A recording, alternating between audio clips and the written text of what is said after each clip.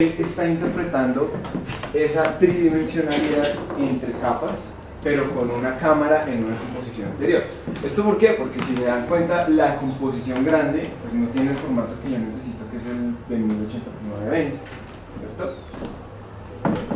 Ahora, voy a utilizar el tema de la profundidad de cámara.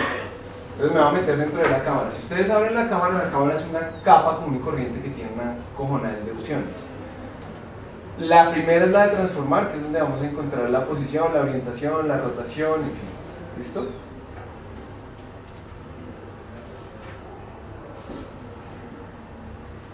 Y la otra son las propias opciones de cámara, donde le voy a dar, actíveme la profundidad de campo.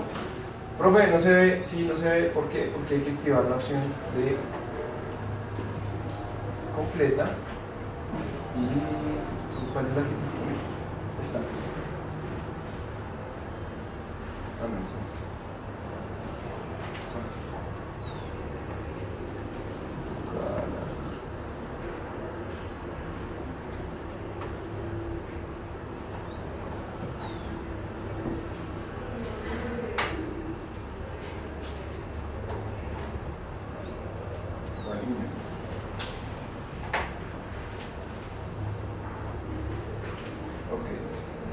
Entonces acá, en esta cámara, le voy a dar opciones de profundidad de campo activada, distancia de enfoque, se la voy a reducir. ¿Para qué? Para que el plano focal quede mucho más limitado. No sé si la voy a reducir a 500 píxeles. Sí, está bien.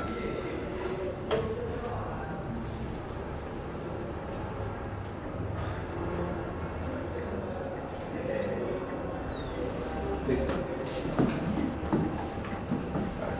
Listo, entonces aquí ya está interpretando la profundidad de campo. La profundidad de campo, ¿de qué depende? De la abertura del lente virtual que tiene la cámara. ¿Sí? La abertura es el mismo diafragma. Si tiene cero abertura va a tener una profundidad de campo, es decir, nunca va a haber nada en desenfoco. ¿Por qué? Porque es como si tuviéramos un ojo de pez, ¿cierto? Que en el ojo de pez se ven las cosas distorsionadas, pero se ve todo en foco, ¿cierto? Si lo recuerdo. Cuando yo le modifico la abertura por defecto de este tipo de cámaras son 25 píxeles, ¿listo? Que es este valor que está acá. Le modifiqué la distancia focal y si la sigo modificando, pues cada vez se va a ver más desenfocado todo, porque es como si estuviera cerrando el foco o poniendo el foco en un primer plano acá. En la medida en que muevo ese plano focal, les voy a mostrar acá esta persona.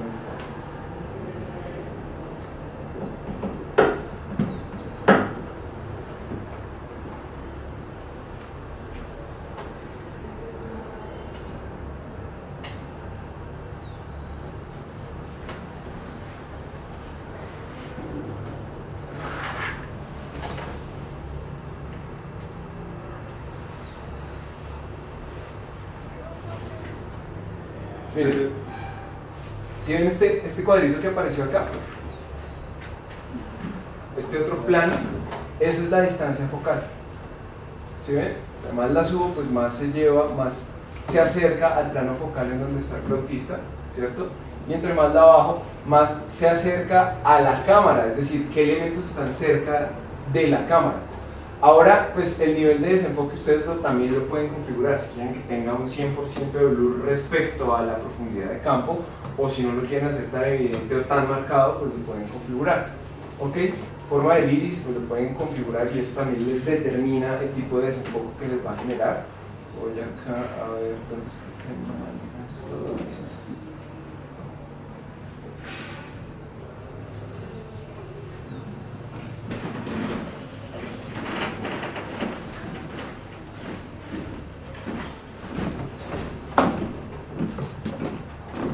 Ok, esto es lo que estamos viendo acá, esto es lo que está viendo la cámara finalmente.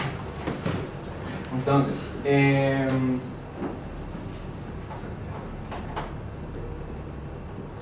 si yo la corto, se van a dar cuenta que va a empezar a desenfocarse más la imagen porque mueve el plano focal.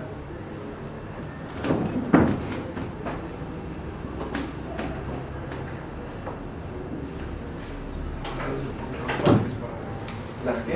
Los pares para ver más grande la La imagen.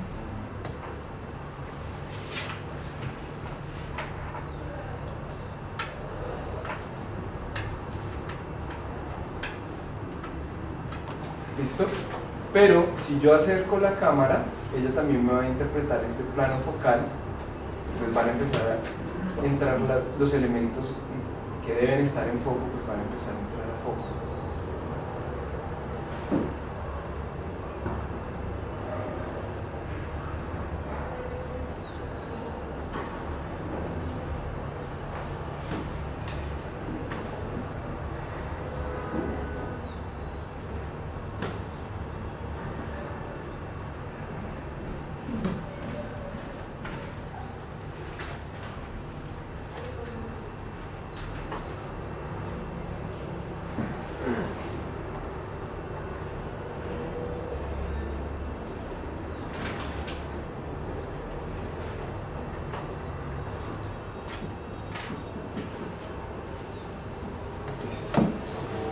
Pues ahí en este momento ya el fotista se encuentra en el plano focal, sigue un poquito desenfocado, pero bueno.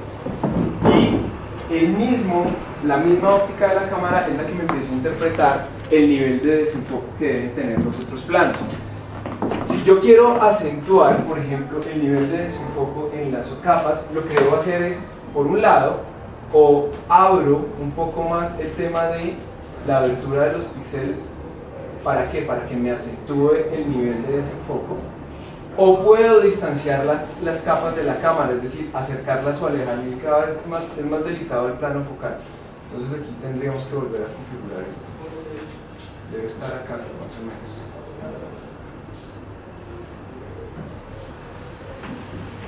¿Listo? Y puedo acercar o alejar los elementos de la cámara también para acentuar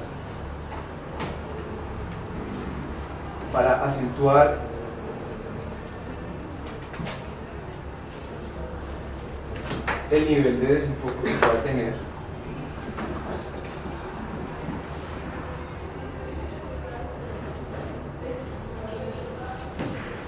Un elemento respecto al otro.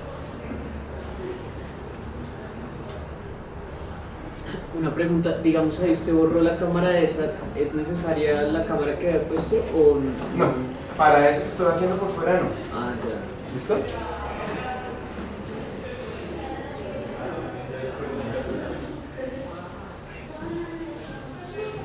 Ok, bien, ¿sí?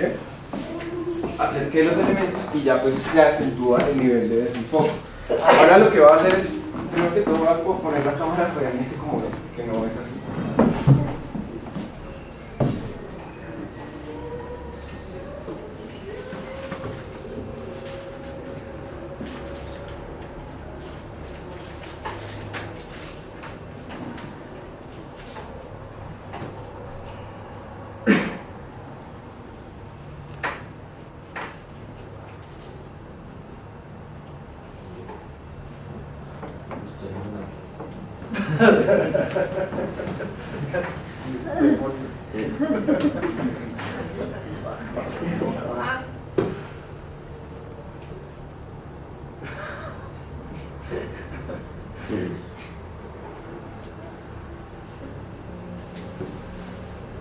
¿Cuál cámara que activa? ¿La de uno? ¿La de qué, perdón? ¿La de uno? En este momento tengo una de 1.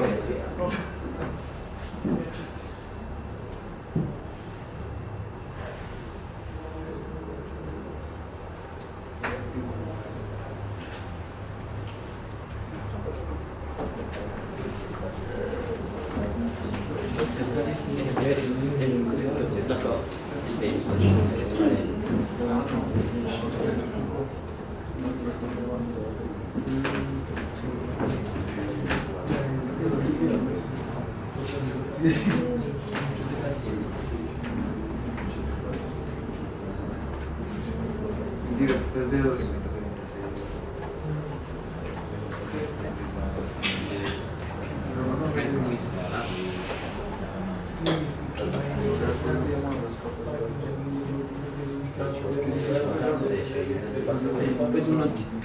Ok, listo. Entonces, este ya sería un movimiento, un desplazamiento por medio de la cámara.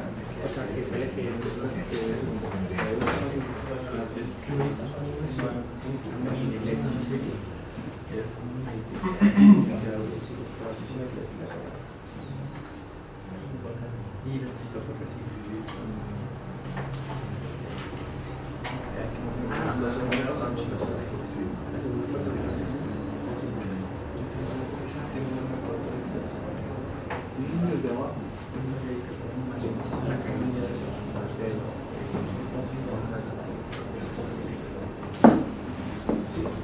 Recuerden que el caminado no tiene tracking.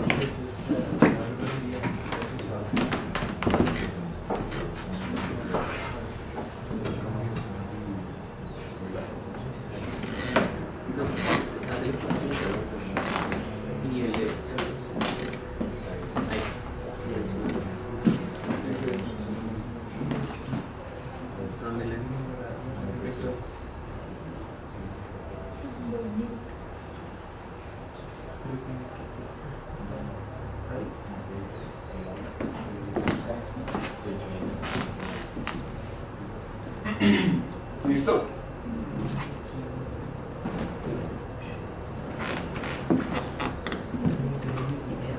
Y des en cuenta lo que les decía, des en cuenta que los planos todos se mueven a diferentes velocidades, ¿sí? Que eso es lo que genera la sensación de tridimensionalidad, finalmente.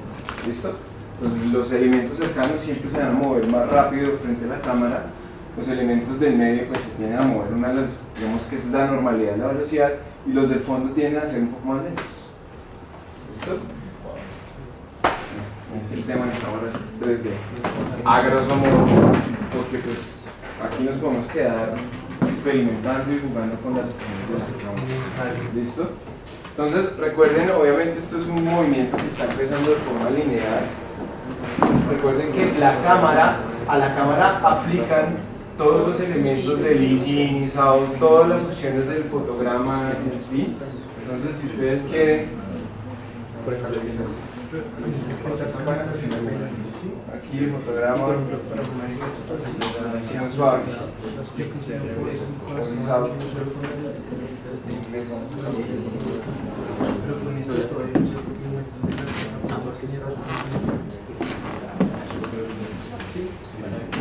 Bueno, buena pregunta, ¿no?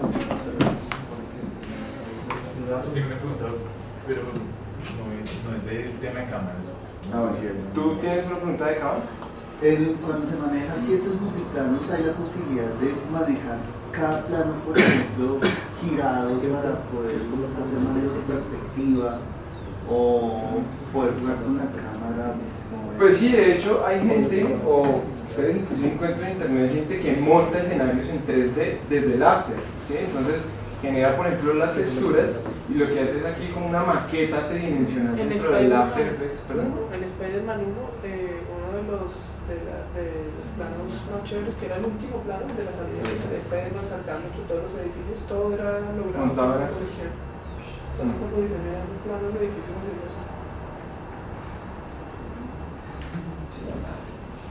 Eso también se puede, inclusive también se pueden hacer como, lo que les digo, o sea, como elementos tridimensionales. Hay gente que ha montado como sets dentro de las cámaras con elementos de After. Entonces lo que hacen es hacen todos los, digamos, como todos los mapas, todas las texturas, todo esto en Photoshop, y lo que hacen aquí es como si estuvieran armando una maqueta. Entonces voltean los planos, ponen un plano así, ponen un plano Incluso así. ya desde el After CS5 en adelante hay un plugin un plugin externo que le deja uno importar los modelos OBJ texturizados.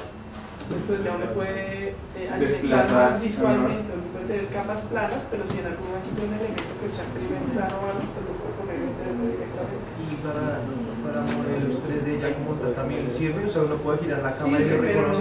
sirve, pero After no sirve para animar 3D. Entonces, ¿qué es lo que hace? Al modelo quiere. Por ejemplo, si usted quisiera que, no sé, como los motion graphics se hacen ahora, que todo tiene que tener un objeto 3D o a tener objetos que se vean la tridimensionalidad, pero no es que usted pueda coger ese objeto y hacer que camine. No, por ejemplo, no hay un edificio, hay un sólido. Sí, uno puede mover la cámara. Hay una forma de optimizarlo que es para compatibilidad, digamos, no sé, es un proceso largo, pero no sé, esto que funcionara bien. Entonces, digamos, usted saca un OBJ y lo mete al Photoshop. En el Photoshop, digamos, usted quiere así no le haga nada, pero lo exporta y ya nomás por compatibilidad saca el archivo de Photoshop en 3D. Se lo leen After.